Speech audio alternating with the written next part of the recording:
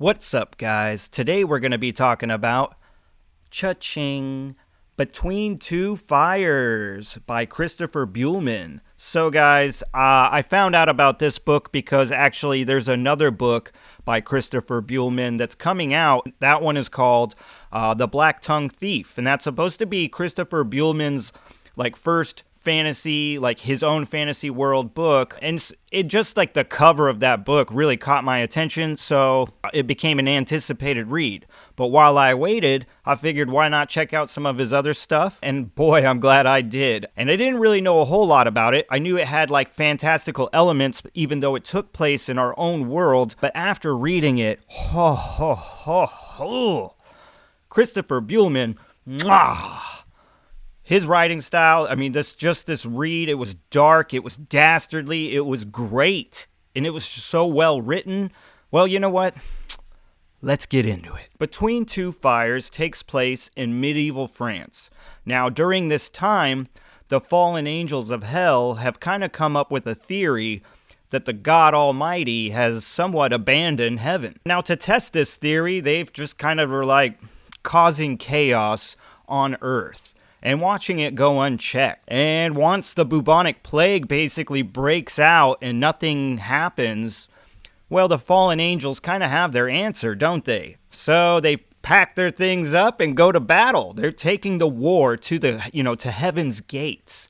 And this leaves Earth in quite the predicament because, at this point, it seems like God has abandoned mankind. Hell is definitely here on Earth. And, shit just ain't all right. Now, throughout the story, we will follow the character of Delphine.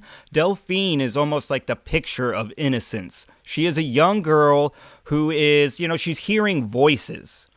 These voices are essentially sending Delphine on a mission. People are wondering, is she crazy? Is she really sent by God? Or is it something sinister? But along the way, Delphine, this mission of hers will bring her across a group of men, these brigands, bandits. They are horrible son of a bitches. These guys are the worst of the worst. But among them is an excommunicated knight, the name of Thomas, and Thomas will be a very integral part of this story, this journey, and just a very, integral key component to Delphine's mission. And along the way, they will also pick up another interesting character for the crew, one that is a gay alcoholic priest. He's been kicked out of his congregation basically because, he's been, for being himself, for being an alcoholic and for being gay. So now we have a very colorful cast of characters, especially, because of Delphine being that one that just really portrays innocence and all that is good. It's an interesting vibe you get here with the excommunicated knight and the kicked out priest. And along the way, this journey for these rough and rugged men kind of becomes one of almost redemption. Along the way, this is not an easy trek across France. These guys are going to deal with supernatural threats, ones straight out of hell. And these battles, these skirmishes, these instances are so well written, and it's a lot of fun to just follow this trio throughout France on this journey that you're not even sure if it is a holy one, is it a ruse, what's going on, and you know what I mean? And basically everything just seems very bleak, almost nihilistic at times. It's a sad and dark tale, but there is redemption and there is hope sewed into it, and the light gets brighter the further you push through, and goddamn, what a tale. So one of the first things I want to talk about are the horror elements in this book. Because this book is not technically a fantasy book since it takes place in our world. It's more like a historical fantasy with gothic horror. You could call it dark fantasy because it's in lieu with Anne Rice's vampire stuff, I guess. One way or the other. I just want to talk about how good of a job Christopher Buehlman did in creating a dark and dastardly vibe. The monsters, like the supernatural monsters that he put in here, are very imaginative, original. Just stuff I hadn't thought of before, but I could easily imagine. And the way that he, his prose is amazing. So he describes these things so well. There are times throughout this book, especially one of the first like big supernatural monsters like fight scenes that you come across in the book. This felt like a Dark Souls, Soulsborne video game moment where like you're just walking up on this fucking thing that is just probably going to kill you. The imagery comes through and it's just like overwhelming, but in a good way, because you feel scared. Like you feel the tension, the stakes feel real. He creates such a visceral moment where you're just terrified. Like this shit is scary and it's great. Keeping with this though, Buehlman does a great job at not just giving you like supernatural monsters, he gives you monsters that are, human beings as well. During this time, there's a lot of just shit going unchecked. The worst kind of human behavior is running rampant, and Christopher Buehlman definitely made the humans just as terrifying as the monsters. Trust me, this book will probably be too much for some just because some of these secondary or background characters are so nasty, so horrible, and just dirty motherfuckers. To me, I like this kind of stuff because it's just like, oh, you bastards. I get into it, you know what I mean? But I certainly could tell that this is going to be too much for some. These guys are just too real, too realistically nasty. So it's going to shock a couple people.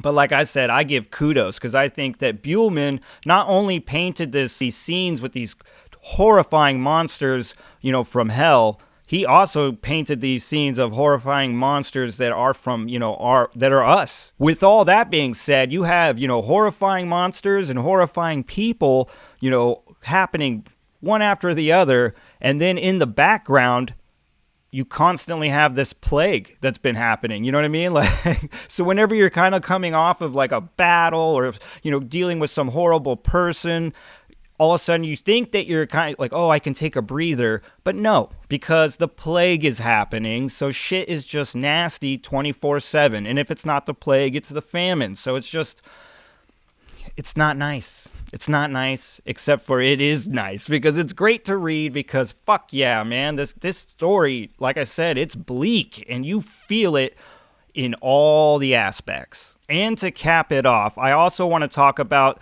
another thing that Buehlman did that I was just enamored with is he gives you a scene of basically suffering in hell. A character will go to hell, will be tortured in many ways. Basically, they'll be tortured until they've don't feel the torture anymore, and then that's when they get upgraded to new torture. And these scenes get described, very well. It's very visceral and dark and just disturbing, and it was done in a way that I was just caught off guard. It's not where it took it to a place that I was like, oh, this is too much. I was just like continually being like, damn, dude, like this guy really went for it. Like he's not shying away from any of the darkness because this was a heavy moment. Like I said, at this point, some of you might be watching this review going, Jesus Christ, Mark, you're just going off about how bleak and this sounds horrible. Why would I want to read it? Well, I'm just saying, like, Buehlman does a great job of capturing the darkness. But he also did an amazing job with these characters and bringing you their journey, which is, like I said earlier, sewed together with redemption and hope, which I do think, even with all this dark stuff that plays out from beginning to end, I do think that people will also get to see that light that shines through. And I think that Buehlman did a great job with that as well. As much as he did an amazing job at describing the darkness, he shines the light and paints that picture just as perfect as well. Next, I want to talk about the characters for a second because, like I said earlier, we have Delphine. She is a young woman, and she certainly is the beacon of hope here throughout the tale. It's a dark story, dark themes, and just a dark vibe. This thing is almost like the journey is almost like, Dante's Inferno. It's a lot like like walking through the circles of hell, but on Earth. And like I said, just Delphine just shines bright throughout the story, and it's kind of nice to have that kind-hearted person during all this darkness, because you're watching people be the worst of the worst, so it's kind of nice to have somebody that's kind, and that beacon of light will shine bright. But mostly I want to talk about Thomas, because Thomas is our excommunicated knight, and when we meet him, he's keeping the company of the worst. The worst of the worst, sons of bitches, just motherfuckers. So, because of the company he keeps, we, as the reader, pretty much judge him right out the gate, right? It's like, even after some of his actions, we're like, man, I don't know, though. He might be just as bad as the rest. But as we push forward through the story, we certainly get to peel back the layers of Thomas. And, personally, as the reader, I judge Thomas maybe a little too harshly, too quickly. But yeah, the story of Thomas throughout this is definitely one of redemption. And it shines brighter as you push forward towards the ending.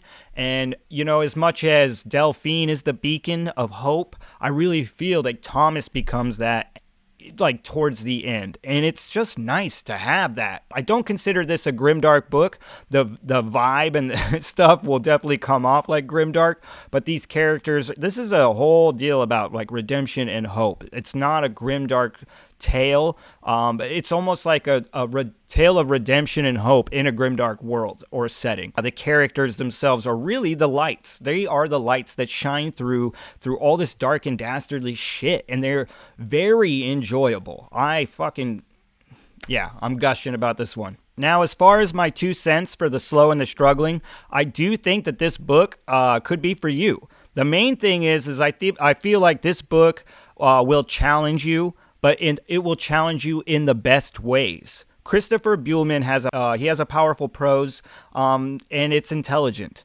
But it's not so overly intelligent. It's not something like Richard K. Morgan where his metaphors go way over your head. All his metaphors will hit. They will land, and that's what's good. So you will be getting a little bit of a beefier writing style, but you'll be able to digest it as you go. Because not only that, this whole story takes place in our world. So you're not getting hit with a shit ton of exposition about a fantasy world that you know nothing about. So this gives Buehlman all the time to cultivate the other stuff and really work it out and make it shine or make it drip with darkness for you. And like I said, it just makes it easy to digest. So you're going to be able to get a little bit more advanced writing style coming at you, but you're going to be able to eat this stuff up. I feel just as easy as like a bare bones style, just because he's not throwing a bunch of shit at you that will lose you.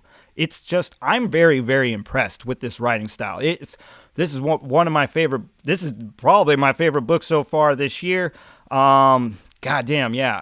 Like I said, guys, for slow and struggling readers, I don't think it poses any problems. I do think it poses a little bit of a challenge, but that's a challenge that you should be seeking. All right, guys, as always, thanks for spending some time down here at the channel, and to Christopher Buehlman, a gadoosh, 2 thumbs up. Woo-hoo-hoo. Man, oh man, I salute you. Thank you for swinging for the darkness and really bringing it. I am so excited about Black Tongue Thief now. I can't wait to see what you cook up in a fantasy world of your own. A very highly anticipated read now on my part. Good on you, sir. And for the rest of you, thanks for spending some time. Like I said, guys, this really does mean a lot. I just got back home. It's good to be back, you know what I mean? And I'm going to be back for a minute, but I will be leaving to go to Fairbanks to tattoo again. But you know what I mean? Until then, I'm going to try to smash out as much stuff as I can, because I am running quite behind. I didn't read shit while I was gone, so now I'm just playing catch up. So, yeah. Coming at ya. All right. If you're new, please like and subscribe. It really helps me grow the channel. You know what time it is. Peace.